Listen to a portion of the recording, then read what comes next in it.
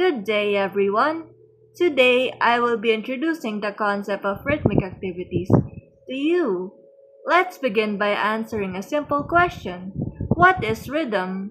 Rhythm is the regular recurrence of accented and unaccented beats. It is closely associated with movement and dance. Whenever we move our bodies in response to music or a steady beat, those movements are called rhythmic movements. These structured movements become the foundation of creative rhythmic expression. So, what are rhythmic activities?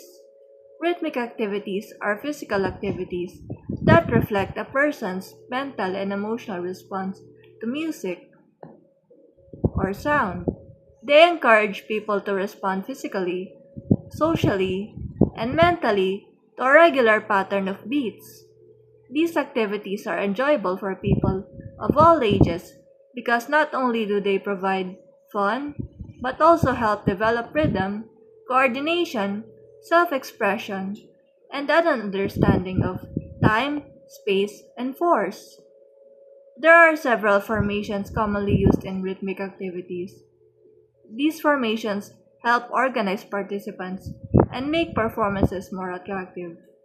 Some of the common formations include, first of all, single circle, next, double circle, third, square or quadrille formation, fourth, semicircle or half moon formation, fifth, double line, and lastly, long open formation.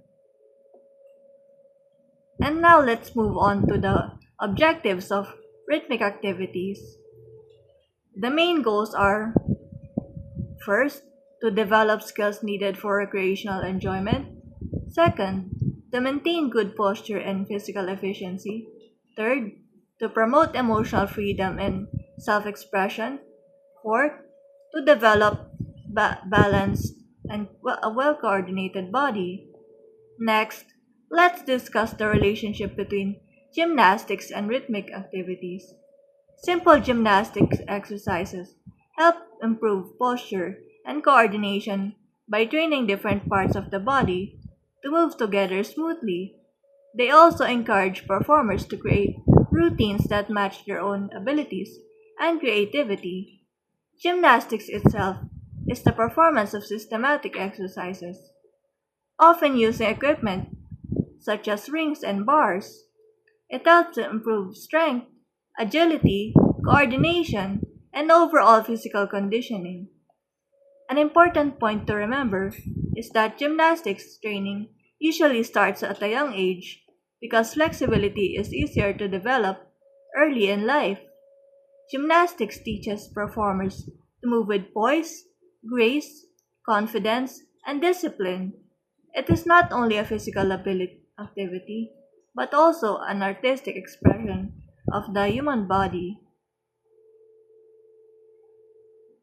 Another important topic is floor skills. Floor skills improve body control, coordination, grace, creativity, and balance. They can be performed while standing, sitting, kneeling, lying down, or even through aerial movements. These skills are combined to create smooth and connected floor exercise routines. Before performing any floor skill, it is important to do warm up or conditioning exercises to help prevent injuries. The five major categories of floor skills are, first, sitting positions, such as the V seat, long sitting, and tight pike position. Second, kneeling position, including the knee scale, knee seat, and half kneeling position. Third, standing positions like the arabesque, front scale, lunge position, and one leg balance. Fourth, lying positions, including the shoulder stand, bridge stand, and prone lying.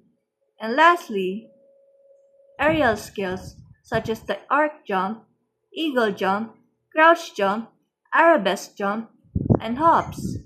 To conclude, a floor exercise is a sequence of different floor skills combined with body conditioning exercises. These movements are arranged to create unity, harmony, and an entertaining performance that is enjoyable for both the performers and the audience. In summary, rhythmic activities combine music, movement, and creativity to improve coordination, posture, physical fitness, and self expression. Through rhythmic activities and gymnastics, we develop not only a stronger body, but also confidence, discipline, and appreciation for movement. Thank you very much for listening, and have a wonderful day.